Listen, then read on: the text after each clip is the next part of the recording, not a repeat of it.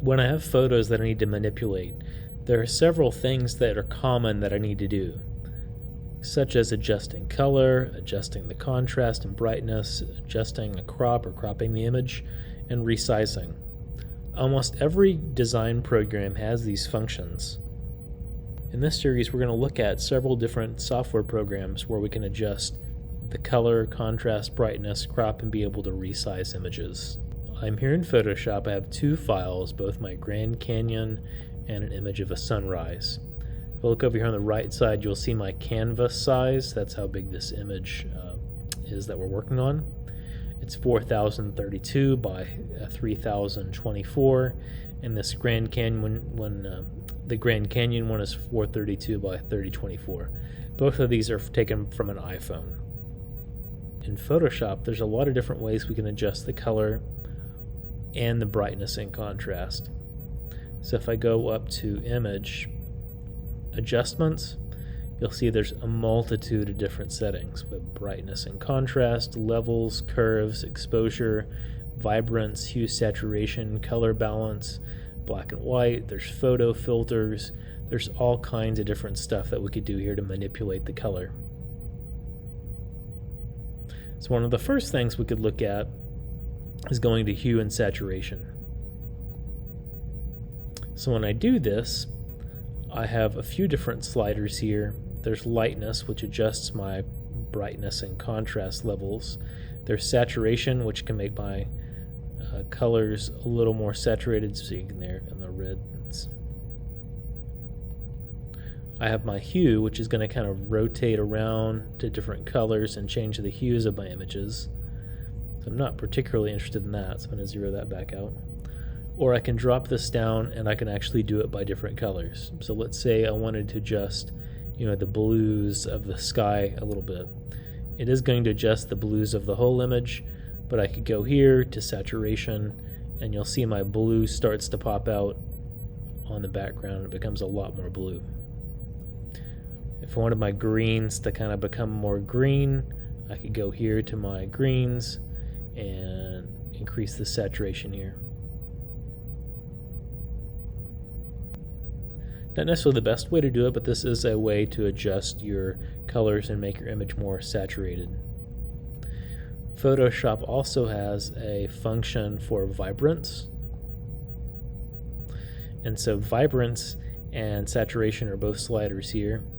If I raise the vibrance, it's just going to make the colors pop a little bit more. It's a little less subtle than the saturation. So if we look up in the sky, I can see my sky's becoming much more blue. My greens are coming much more blue.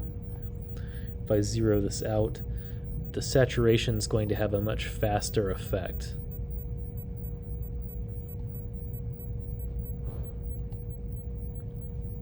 So I'll cancel that.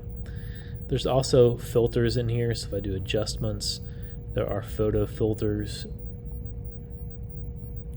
So there's a warming filter, there's cold ones, there's orange, there's different things here we could play with.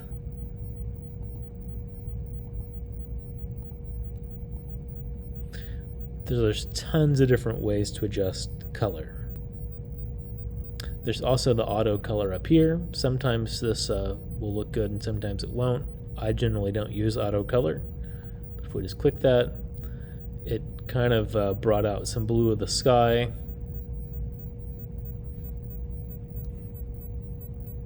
And I'll just undo that. We'll hit Control Z, or we can go up to Edit, Undo Auto Color. Now we can move on to adjusting the brightness and contrast. So if I will go up to Image, I could use Auto Tone or Auto Contrast. I'm probably not going to use either one of those functions. But if I go to Adjustments, you'll see I have brightness and contrast, levels, curves, and exposure. The brightness and contrast is going to be very similar to what will happen in some like consumer or lower level design programs, and we'll look at some of those programs that have a very similar function. So if I click in there to brightness and contrast, as I raise this number up, it'll raise the brightness. If I lower this down, it'll lower the brightness. So the things that are bright, it's going to make more bright. The things that are dark are going to make more bright. And I'm going to record another video that kind of walks you through what that actually looks like and does. Now the contrast is just going to increase the difference between those black and white values. So let's just look at this zoomed in a little bit. So if I zoom in here to these canyons, you can see that there's a lot of like shadow values down here. But because of the way the photo was taken, the distance away, this kind of looks pretty flat and it doesn't show a whole lot of depth. So if I'm trying to recover some of that depth, I can go to Image, Adjustments, Brightness and Contrast, and if I increase that contrast a little bit, you're going to see what it does is it darkens some of the dark values down here. Now with brightness and contrast, it's pretty strong. It's a pretty strong effect. There's with it, there's without it. There's with it, there's without it. It's subtle, but it does pop out some of the detail that's there. If you want more control over brightness and contrast, that's where all these other functions come in. So we have levels, curves, and exposure. So let's jump to exposure. Some of the programs that we look at will also have exposure, and this adds just a little slider for this. So if you imagine in your camera, we have a longer exposure or a shorter exposure. That means that we're taking the picture for a longer amount of time. And so you might get more detail, more brightness with a longer exposure, and with a shorter exposure you can get less brightness, which has the effect of also causing a little more contrast too. There are presets, so you could do +1, -1. This is a very small adjustment that you'd want to do. Then we get down to our two adjustments that really are the key to having control inside these programs, and we have levels and curves. So levels, what it's going to do is give you this graph. It's going to be from dark values to bright values, and it's going to map whatever those values are in your image down to the values you put down here. So right now there are some values in the dark parts or the shadows of this canyon that are completely dark, so black. If I raise this output level, it would take those dark areas and make them more gray. In this particular image, there might be some areas that are very bright, and so if I took this slider on this side and lowered it down, it's going to make all those brightest values even darker. This up here is the graph of all of our values in the image. So the darkest values are on the left side, so that represents some of these shadows that are down here. If I move this to the right, anything that then is over here to the left of this is going to become solid black, because that's what I've got it matched to. So if I move this over, you'll see more and more of the shadows are going to become darker and darker. And that might be something that you desire. Like if you look over here, that's actually kind of cool looking. You can really see all the different layers of the rocks over there. It's a much more subtle effect than using the brightness and contrast. If I go over here to the middle slider and move it to the left, you're going to see more stuff becomes brighter because I'm increasing the amount of area that's bright. If I slide it to the right, you're going to see more of the values become darker. But unlike brightness and contrast, that's adjusting on one point, this is taking those mid values of the image and adjusting them.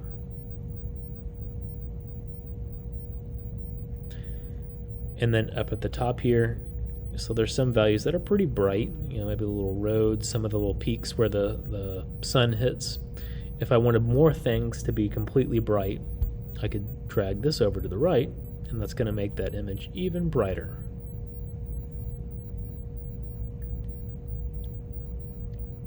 So end up with a much more refined result. There's the preview off.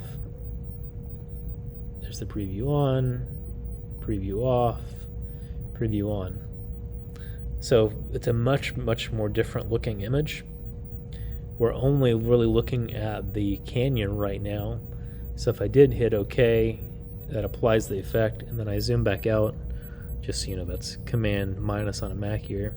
You can see it also adjusted my sky and did some other things here where we may or may not want that to have occurred, but it adjusted all of those values.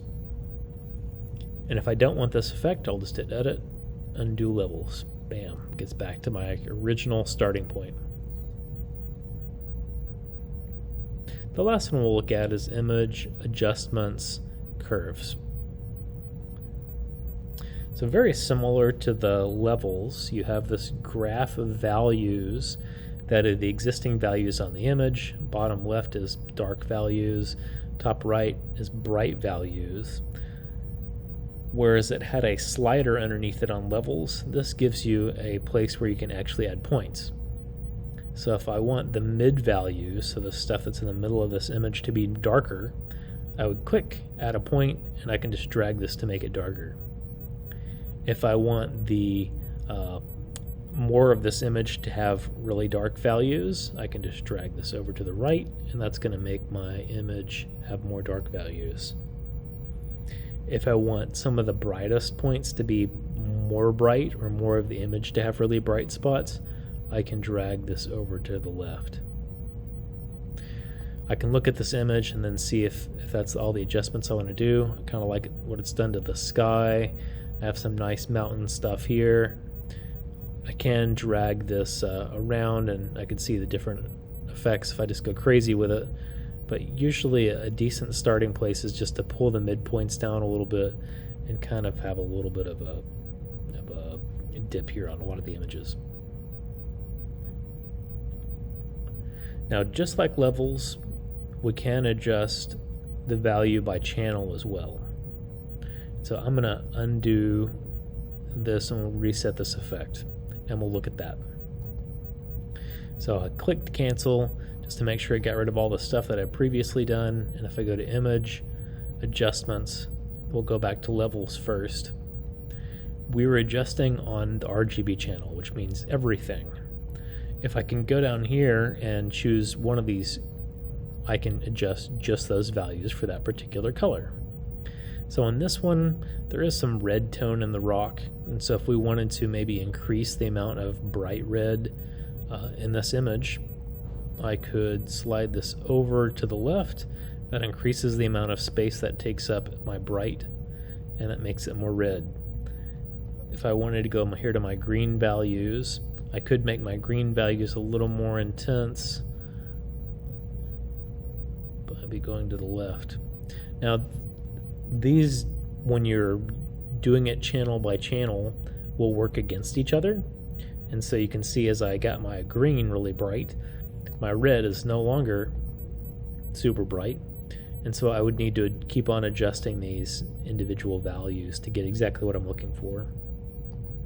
Same thing over here in curves. So if we did Image, Adjustments, Curves, we have that same little drop down RGB.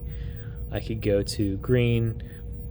We can come in here and increase our green values, which boost our trees, but then it also has an effect on the rest of the image. Then I could go to my reds, and we could try to get some of that out by increasing the red values here. And I can turn off preview and turn it back on to see if we're getting exactly what we're looking for or not. Once you're happy with that, you would hit OK. All of these will also work on my sunrise image. So if I went here, Image, Adjustments, and let's look at, I'll do Levels. So we have my sun here. There are some values that are kind of bright, but not super bright.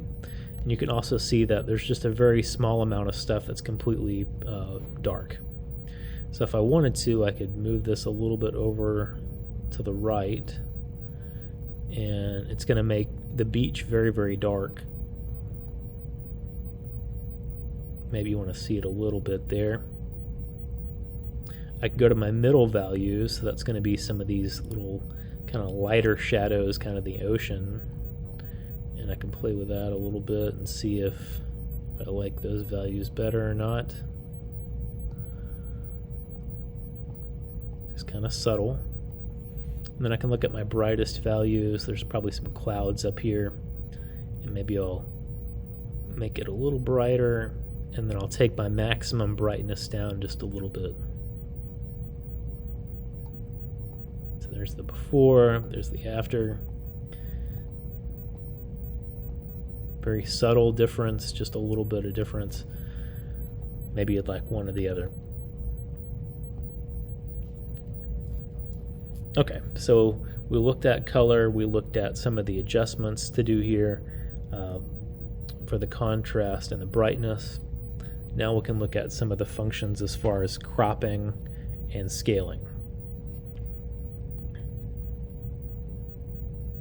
So if we just wanted to scale this image, we can go to image size, and if we go here, you'll see that it's locked. So when I type in a value, if I typed in like 3000, you're going to see it spits out a value of 3024, and that's to prevent this image from being squeezed. So it's not going to be squeezed one direction or another, squeezed or pushed. If I break this little link here, I can type in whatever value I want to. So if I wanted to have 2000 by 1000, it's going to force it down to that size. And so if I hit OK, it's going to resample the image, and it's going to like scale it and push it down into a small, odd little image. So I'll undo that. A better process for scaling and resizing is to use a crop tool. So if I go to the crop tool here in Photoshop, I have a few different options. Right now I have ratio selected, and if this was going to be for a printout, like a photo print, I could do 4:3, or I could do 5:7, or I could do 1920 by 1080 pixels. There's also a pixels option in here, and there's some that are built in here. And actually there's 4:5 right there, but let's just do 4:3. What's going to happen, let me zoom out a little bit.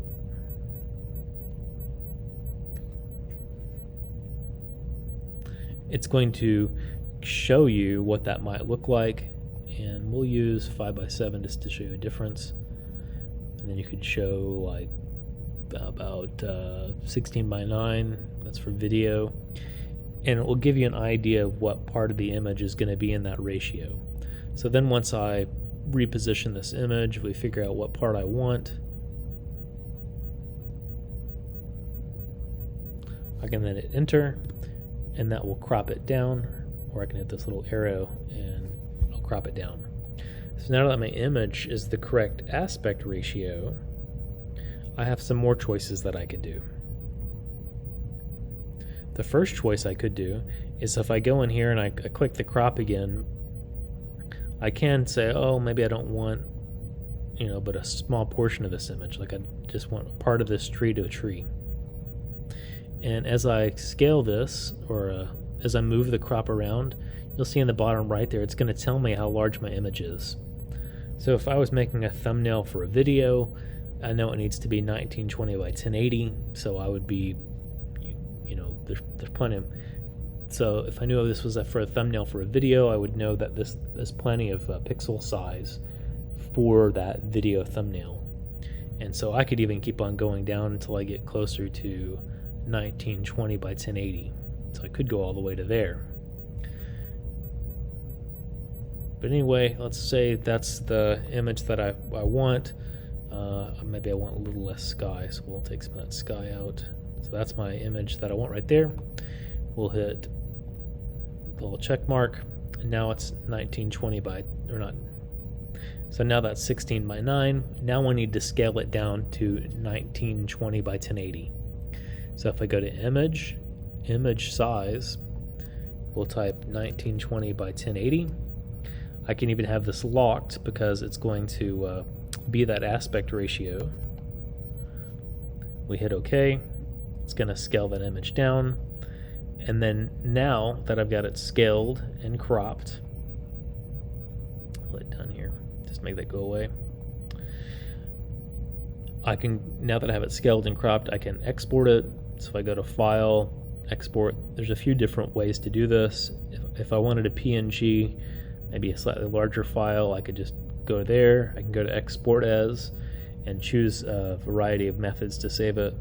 Or you have the Save for Web if it was going to be for a web graphic. I often use this quick export. So now that I've got it saved here, you can see my original image was 4.9 megabytes. My PNG is 4 megabytes. And so if I wanted something smaller than that, like for a website, I could go to File, Export, Export As. I have all these options here. I don't necessarily need transparency for this PNG, but I'm just going to go with JPEG. We have a quality slider. If you put it at maximum quality, it's going to be a little bit larger a file. I think maybe 5 or 6 is probably a good place to be. We'll make sure I know where it's saving it, and I'll hit export. Now that that's exported, you can see my original file was 4.9 megabytes. My PNG was 4 megabytes.